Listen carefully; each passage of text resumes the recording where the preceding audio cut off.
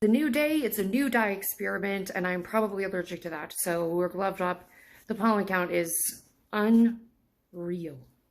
It's unreal.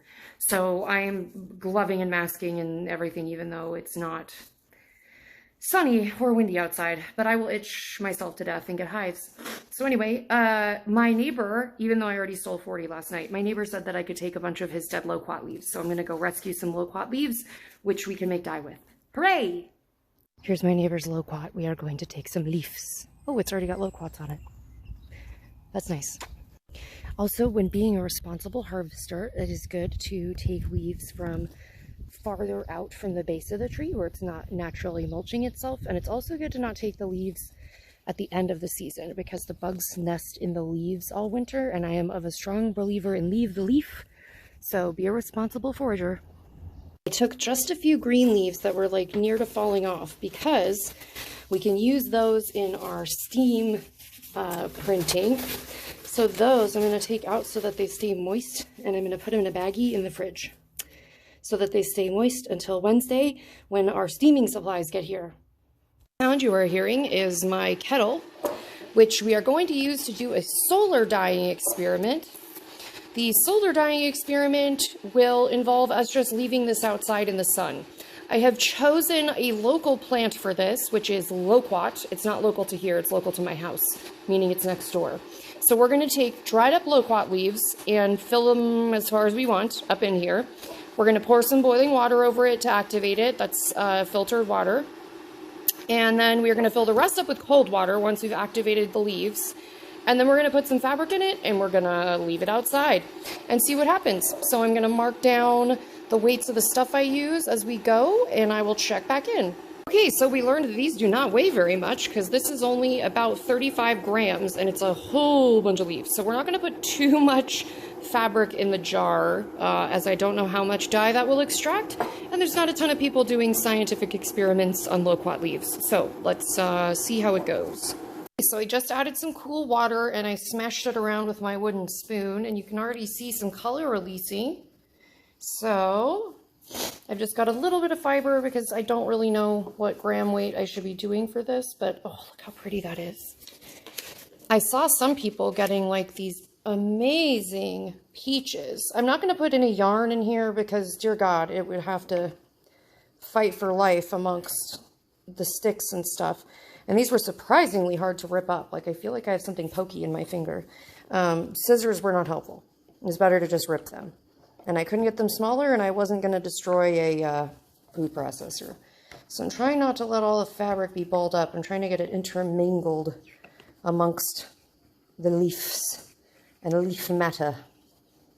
And we will stick it in the sun and agitate it for a while, and then we'll see what the hell comes out. I've got all kinds of different mordanted fibers in there, and we'll see what they do. Okay, I've been forced to upgrade to the big pot for the loquat experiment. The leaves are just too large, but I'm going to get this going, get it to just below a simmer, hopefully, without boiling to death. This is a much bigger burner than the other one that the little pot's on. And we'll get these boiling, presumably for an hour, and then see what happens in loquat land. I got a little tired in the shredding. My hands got worn out and I'm disabled, so it's just going to have to do what it does. This was about 200 grams of leaf, and we shall see what happens. There's a few fresh ones in there too, for good measure, but it's just coming up to temp, and we will see what is afoot. Our loquats are, making a lot of steam. One, whew, whew. Oof, there's color, but there's a lot of color coming. They're definitely at a full, true simmer now, so I think that we can probably turn them down. Oh my God. Sorry, camera. Turn them down a little bit. But there's some really neat color coming out of there that I am thrilled about. So we're going to leave that cracked again with its steam pointing towards the fume vent so that it's not quite so intense. And we'll turn down the fire a little. Give it another 15-20 minutes on that guy and see where we're at. Little check-in here on the juicy leaves. Oh my God, so much steam. Good God. Ooh! Ooh! Okay, it's good. We're not fully boiling, so we're still doing well there. I'm definitely seeing some color. Is that enough color? I don't know. I'm gonna mash this because I'm sure that does something. Maybe it releases some more stuff from the leaves. And I'm gonna leave it, oh, I don't know. I'll leave it for another hour. It says you can go a really long time when it's a leaf to extract things because they're sturdy. So I guess I'll give them a little longer. If they were fresh leaves, I'd think that they would be done by now. But I do see some peachy colors in there. Also, this is very interesting. These are very tannin-rich leaves, I am told. I have not tested that. I mean, I didn't science that. Someone else did. But it smells a lot like the oak gall when you have that boiling away in the house. It really does. So there's something to that. I don't know what it is, but that's just my observation for you. All right, I've read a lot of conflicting information about the Loquat dye thing. One lady said that she dyes it over the course of 7 days, turning it off at night and boiling it all day long whilst she does. I'm not going to do that. That in no universe is going to happen in this house. So I think I think it's released a lot of color. It probably could release more. I mean, I don't know. I can't see the spoon when I dunk my spoon in it. It's clear, not clear. And it's very tannin rich at very least, so we'll get big reactions from anything with iron that we put in here. So I think I'm going to close this up and just let it sit overnight in hopes that it will steep like we've done all the other ones. And we'll see what happens. See you in the morning as far as the loquats. Okay, loquat update. You can see I've pulled the leaves out and look at that beautiful cantaloupe color. So that's what's in the pot. I'm going to get it started on below a simmer, and we will see what happens. If I can figure out a way to steam or do an iron bath, I might do a eco print today as well. But first, I'm going to get this going with just some dye. This is the most dye I've made yet. I didn't know how much, so I just kept going. So I will get the fabric and fibers started in here. So here's how I'm keeping track of who's what in there. So I know that the cotton yarn is all going to be aluminum triformate, the duck cloth is alum only, that kind of thing. So when I pull everybody out, I know what my experiment is doing. But look at the color. That's pretty true to color. I'm being quite serious. It is peachy. Almost like a loquat. Weird. It is possible that I have made a much stronger dye bath than I thought because these have been in here like a whopping 6 minutes. And it's already cantaloupe colored. Now I don't know that that won't just instantly wash out if it was taken out of the dye bath. That's possible. But the color is very intense for having been in there for 5 minutes. Loquat might be my new favorite thing, and I don't eat them. They're not friendly to my autistic weirdness. But look at that. Wow. Okay, I'm going to put the lid on it. This baby alpaca yarn picks up color like you would not freaking believe. This has been in there for like less than 15-20 minutes now. I just moved the little skein holy ropes so that it wouldn't be quite as variegated because there's a little bit of muck. I don't know how much darker it could get. This is intense stuff. I love loquats. Yay. Okay, well, we officially gave them 1 hour in the dye bath at about 170 to 190 degrees, roughly in between. I'm gonna take the fibers, like the yarn bits, out first so that they can cool down more slowly and not get dunked. And the other ones we will wash and see where we're at shortly. I'm very excited. I really like this color. Well, I did not expect this much color out of the loquats. We will get everybody all dried up, and then we will be able to look at the true color in the light. There's a lot of difference in some of these fancy cottons that we got and I tested. And then look at how the baby alpaca yarn picks up the color of every dye that we've put it through. All right, well, I'm going to go dry these off. It was a very exciting Loquat experiment. So this is not the final wrap up for our Loquat dyeing because we still have our solar dye bath, which it just has not been very sunny the last couple days, so I wanted to give it another day or so. But this is our mordantless piece, and that is a great indicator of how much tannin is in the Loquat leaves, because this took on a ton of color, even for being a rough duck cloth.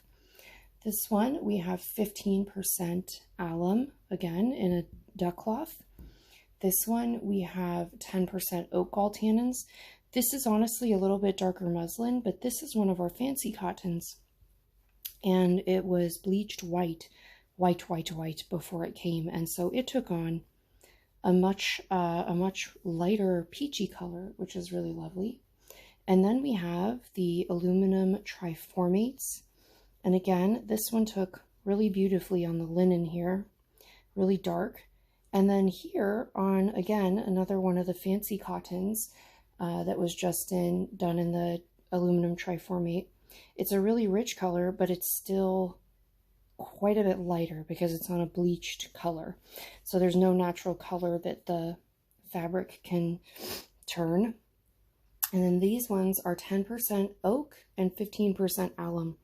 And I think it's really interesting how much more reaction they seem to have when the tannins are reacting to another tannin, because the oak gall tannins in both forms, this one, and these ones are much richer in color, so the double tannins seem to do a lot. And then all of our yarns, I believe, the cotton yarn is aluminum triformate based. This is our cotton. And then the wool yarns are alum only.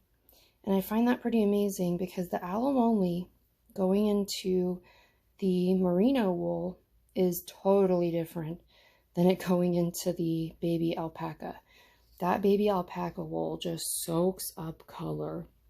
These were all in for the exact same amount of time, which was 1 hour at about 170 to 190 degrees. And I have to say that this is my absolute favorite so far. And I bet we could do some fun pinky oranges if we over dyed in cochineal. There's just a lot of fun things we could do with this color. So I look forward to seeing how the solar dyeing comes out once it's done. But thank you so much, and I will see you with an update on the solar dye bath for our Loquats. Today we are also going to be finishing the Loquat solar dye and see how it did after 7 days. If nobody remembers, you will, because this video has no break in it, not 7 days like it does for me. But I broke these up, poured some boiling water in, and then just added the fabric and added fresh water up to the top. We'll see how much color we got out of that, and then our entire Loquat experiment will be complete. Okay, my friends, here's the final review of our Loquat dyeing experiment. This is the solar dyed Loquat, and it still gave it a really beautiful, soft orange, almost a peachy color. It's definitely not as tan as it's coming across in the picture. To get it to throw the color a little better, this is what we got when we hot dyed it. So I think if you left it in the solar dye, or if you probably ground up the leaf matter a lot finer, you might get a little more color out of it. But I am absolutely obsessed with this color. I'm obsessed with how the iron blankets react to the Loquat. This was my favorite thing to dye so far. Also, it smells really nice in your house. So thank you so much for coming on this Loquat dyeing adventure. I highly recommend that you find some Loquat leaves, nice dry ones, to do with some projects with, because they are amazing. And they make the most wonderful, inexhaustible dye baths. So thank you again. I would be so appreciative if you would comment and let me know what your favorite processing of the Loquat was from our experimentations.